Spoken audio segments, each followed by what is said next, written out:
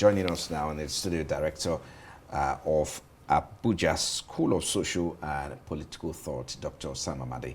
He joins us live in the studio here. Thank you so much for your time, Doctor. It's good to have you again. Thank you. Now, with Trump's return, of course, there are concerns, growing concerns about trade, and immigration and global economic stability. But first, in your view, what does this portend for Nigeria? What are the implications, immediate implications for Nigeria and by extension Africa? I think I'll start by saying this is perhaps the most frantic and intense 1 week of any president, not just in the US, anywhere in the world, with tens now of executive orders, visited the two major places where they had a major disaster, interacted, town halls, spoke with presidents across the world. I think this is probably it's one of the historic in terms of speed, hitting ground running. It has become a familiar cliche in how to set up government, but this is really, by excellence, the ground running. He has taken a couple of controversial, but perhaps one would say well-directed, because again, he ran on distance. There was no deception here. He said he's going to deport hundreds. He says, in the usual hyperbolic language, this is going to be the largest, deportation. And just a few minutes ago, Colombia resisted. He threatened them, and the Colombia president sent two trains to place to carry the passengers.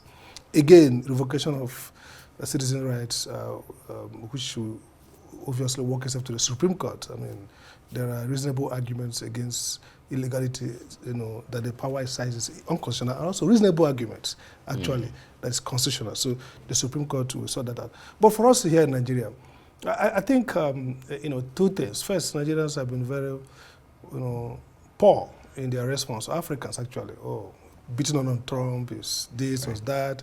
The first day he gave his inaugural speech, the respected professor of international relations, Bolaji Akiyemi, lamented that Trump did not talk about global. Look, this is where we're in the world now. We're in the world where we're going back to nationality. Countries, the US is doing, look at what's going on in Germany with AFD, look at what's going on in the UK with Reform Party. Hungary is building a coalition. Italy. So we are seeing a new world perhaps emerge, where nations will be called upon to take seriously the civic responsibility as a state. And it harks back to what Hannah Arendt, one of the leading Jewish philosophers, says, you can't talk about human rights, talk about civic, the country, the state. So the first lesson for us is that we are back to a world where we're going to see maybe the triumph of national interests over the world of what we call liberal internationalism, the world where we created the notion that somehow there will be a universal good that all nations will pursue. So the lesson is that we're going to be, as usual, we're going to hold the short end of the stick, because we won't be proactive. I recall when I used to be an advisor at the Ministry of Foreign Affairs to the minister, we used to talk about citizen diplomacy. That was what we brought to the table. And I used to tell them, look, foreign policy is not just about diplomaties, how to sign agreement. It's about the policy side of it. So is the Nigerian Foreign Ministry think around how many Nigerians that may be involved in this deportation. Now, I'm of the view that perhaps it's a good thing in reverse for Nigerians to be deported. But then let them deport the best and the brightest. Don't deport to us those who are probably not that very good. So what we are seeing is that there's a belief that brain drain will turn to brain gain. That okay, when people migrate, they come back, they're going to build a nation. But that has not happened. Apart from remittances. So why there's a negative implication, there could be a positive implication as well. If it makes us now, first, those who are coming back, two ways to look at it. Maybe those who have no papers and no visible means of livelihood come in and compound our youth bulge, our chaotic situation. Right. But what will happen is that maybe those people will create a revolutionary ferment that will make us to be serious. No continent or country should be this strategic survivor on migration. So we cannot be a country that's asking give us access to migrate. Right. We should be the country. So that's number one. Number two, think about the trade policy around tariffs and the use of tariff both for infant industrial protection and also as a tool of bluffing, of forcing countries to do what, for example, Trump threatened Colombia with 25% and could go up, and just immediately they responded and sent the train to pick their people. So how are we preparing for a world that may be defined by use of tariff? Look at the U.S. Of course, our trade with the U.S. about $4.something billion in terms of what we export. China, people say China, but China is even far less, 1.6 or so billion. Let's dwell on this quickly. I mean, or more. I mean, to talk about this foreign policy, because if you were to advise Nigeria's foreign policy team, now, what would be the top 3 diplomatic priorities in engaging with the U.S. Under a second Trump presidency? Because, of course, absolutely, there has to be an engagement. We cannot act in isolation, operate in isolation. Absolutely. There has to be an engagement. So what would be your recommendations to the policy team? In one word. I mean, I beg your pardon, Tinubu's policy team. In one word, pragmatism. The second word, play dead brain. I mean, don't get into the rhetoric of Trump. Don't try to smart thyself. Don't continue with your BRICS policy. Stay quiet. Play dead brain. Pragmatic. Engage because Trump. Some have criticized Trump as being irrational here. I mean, in his dealings. I think it's rational. He's transactional. And it might be that in a plural world divided, irreconcilably divided, right, pragmatism and transaction might be better than idealism. So what does that mean? Look at the way Trump is handling Russia, Ukraine. Now the Biden administration is fixated on doctrinaire. Russia is the bad guy, Ukraine is the good guy, democracy.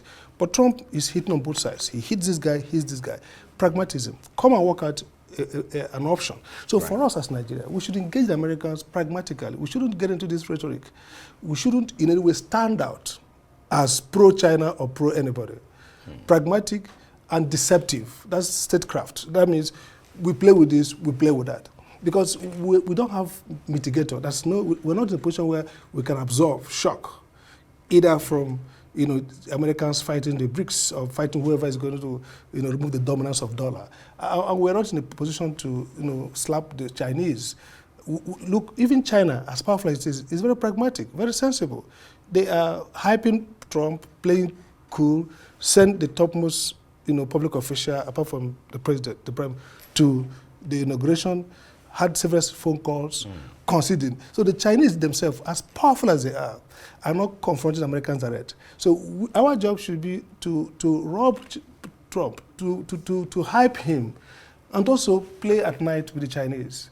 Because so in the day we are with the Americans, at night we are with the Chinese. So we have to learn, and that's how the Asian countries, whether Korea or Japan, they have to. You can't develop economically. Because it's obvious that even China is not a friend. I mean, Trump is not a friend. He's not friends with China at the moment. But there are a few things I need you to address before we go critically.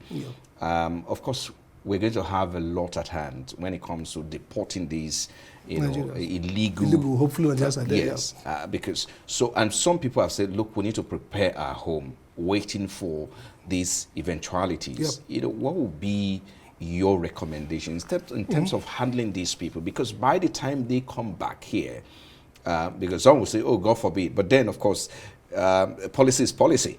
Sure. I mean, Trump is about America's first. And I don't begrudge him. So do you think we have, a looming humanitarian crisis at hand? What I don't know. Yeah, good. Go ahead. The numbers might not be as big as Colombia and Mexico because those are border and people smuggling.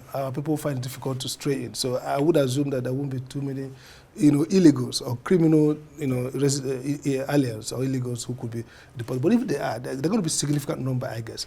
First thing is to have a contingency plan. First, there must be a policy by the Minister of Foreign Affairs that engaging with Americans and knowing how many Nigerians have been deported and when.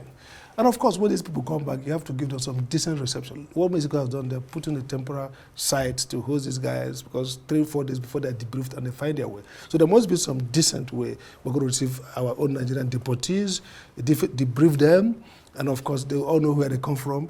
Maybe to show that we are still a very responsible country, maybe some kind of token. We don't know in what state they were deported. Right. So there must be that contingency plan, financial, some program. I said, first the numbers, be in touch. Of course, the people at the charge and at the chancellery or in the embassy are in touch with their colleagues. So they will be able to say, this is a number we're expecting, and then there will be there'll be handshake with people at home, with immigration, so that when they come to, they feel like they have a country. And so, but the bigger point apart from that is, how do we plan for a world that has changing fast and changing towards back to some kind of national economy and national state interests?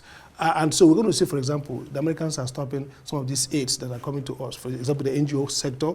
And so people have to now live up to, federal government itself has stepped in and said, look, we can also finance some of these non-profits because they are strategic to our economic development. Okay. I think a good place to leave it there. Dr. Sam Amadi is Director of Abuja School of Social and Political Thought. Thank you for your time on Newsnight. Thank you very much.